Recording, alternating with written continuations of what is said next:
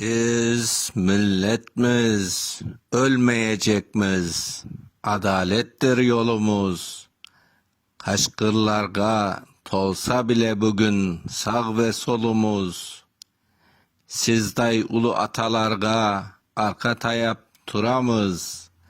Ölümüz de, tirimiz de ana yurtnu kuramız. Tarih bir gün hesap çeker, her şey gelir yerine. Tepemizde adaletin ışıkları körüne. Belki bir evlerge sen bir cennet mekansın. Bizge ise cennet değil, Kırım bizge vatansın. Millet mi